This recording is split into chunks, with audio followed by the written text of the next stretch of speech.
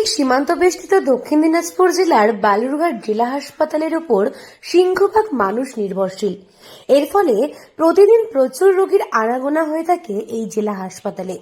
হরিরামপুর, কুসুমুন্ডি, বংশীহারি, তপন, কুমারগঞ্জ সহ একাধিক এলাকার মানুষ জেলা হাসপাতালে পরিষেবা নিতে আসেন। রোগীকে হাসপাতালে নিয়ে আসতে হলে পরিজনদের সঙ্গে আসতে হয়, কিন্তু রোগীর হাসপাতালের জায়গা হলেও পরিজনদের এক প্রকার বাধ্য হয়ে খোলা আকাশের নিচেই রাত কাটাতে হচ্ছে দিনের পর দিন। প্রসঙ্গত, মুখ্যমন্ত্রী উদ্বোধন করার ৩ বছর পেরিয়ে গেলেও এখনো তালাবন্ধ রাত্রিনিবাস। 2021 সালে মুখ্যমন্ত্রী উদ্বোধন করেছেন, কিন্তু তারপর দীর্ঘ বছর পেরিয়ে নবনির্মিত রাত্রিনিবাসে এখনো রোগীর পরিজনদের ঠাঁই মেলেনি কোনো এক অজানা কারণে। আমরা মেনটেন করার জন্য পুরসভাকে, বালুরঘাট পুরসভাকে হ্যান্ডওভার করেছি জাস্ট ভোটের আগে।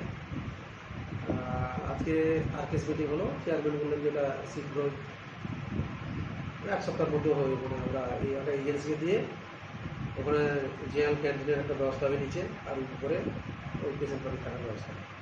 এদের পেশেন্ট পার্টি যারা দূর থেকে আসে, যারা তারা থাকার একটা তো আছে, আরও কিছু থাকার সুবিধা পাবে।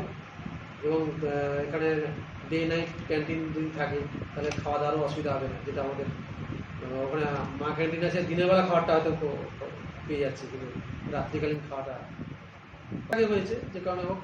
ওটা প্রথমে স্বাস্থ্য দপ্তরের ইচ্ছে ছিল নিজেরাই করবে, নিজেরাই মেনটেন করার মতো আমাদের ইয়ে নয়, এই জন্য আমরা সিদ্ধান্ত নিয়েছি যে ওটা পুরসভা করবে। এই রাত্রিনিবাসে অত্যাধুনিক মানের পরিকাঠামো থাকা সত্ত্বেও রোগীর পরিজনদের জন্য উন্মুক্ত করা কেন হলো না তা নিয়ে উঠছে প্রশ্ন। রোগীর পরিজনদের পক্ষ থেকে জানা যায়, রাতে মাথা গোঁজার জায়গা নেই বললেই চলে, যেটুকু রয়েছে তার মধ্যে সুযোগ পাওয়া মুশকিল।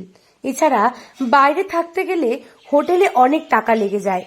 সরকারের পক্ষ থেকে হাসপাতালের মধ্যে রাত্রিনিবাসের জায়গাটি খুলে দিলে রোগীর পরিজনদের পক্ষে যথেষ্টই উপকার হবে।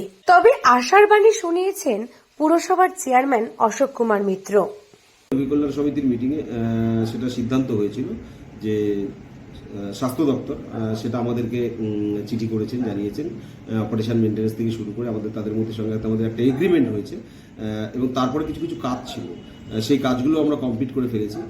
তার কারণ টেকনিক্যাল প্রসিডিওর এগুলো থাকে, কিছু কিছু জানেন যে আমাদের বিএসএ সিদ্ধান্তের প্রয়োজন থাকে।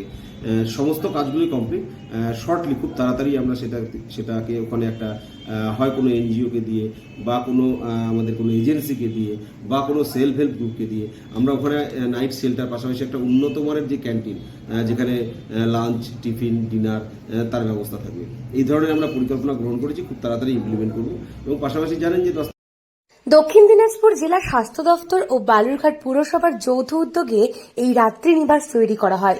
মূল উদ্দেশ্যই ছিল বালুরঘাট হাসপাতালে আসা রোগীর পরিজনদের রাতে থাকার সুবন্দোবস্ত করা। সম্পূর্ণ আধুনিক পরিকাঠামোযুক্ত এই রাত্রিনিবাস মুখ্যমন্ত্রী জেলাবাসীর সেবায় উৎসর্গ করলেও ৩ বছর তালাবন্ধ অবস্থায় পড়ে রয়েছে। আধুনিক পরিকাঠামো থাকা সত্ত্বেও কনকনে ঠান্ডা কিংবা প্রখর রোদের পাশাপাশি বর্ষাকালে গাছতলায় বা টিনের শেডের নিচে শুয়ে বসে রাত কাটাতে হয় রোগীর আত্মীয়দের। আশেপাশে কোথাও তেমন বড় হোটেলও নেই যেখানে রাত্রি যাপন করার ব্যবস্থা রয়েছে। সুব্যবস্থা নেই, বিশ্রাম ঘরে মশা ফ্যান চলতেছে না, এখানেই পড়ে থাকতে লাগতেছে। চালু করতেছে না নেতাদের গাফিলতির জন্য। চালু করলে আমাদের সুবিধা হয়, থাকার জনসাধারণের সুবিধা হয়, চালু হোক আমরাও চাই। এখান থেকে 40 কিলোমিটার, রাত্রেবেলা 7টা, পৌনে 8টা পর্যন্ত বাস আছে, তারপরে আমরা থাকার যদি অন্তপক্ষে থাকাটা যাবে শান্তি মতো। প্রায় প্রতিদিনই কিছু সংখ্যক রোগীর আত্মীয়কে রাত্রে হাসপাতাল চত্বরে থাকতেই হয় বিভিন্ন প্রয়োজনে। তাই শীঘ্রই রাত্রিনিবাসটি খোলা হলে রোগীর পরিজনদের পক্ষে যথেষ্টই উপকার হবে। দক্ষিণ দিনাজপুর থেকে সুস্মিতা গোস্বামী রিপোর্ট, লোকাল 18 বাংলা।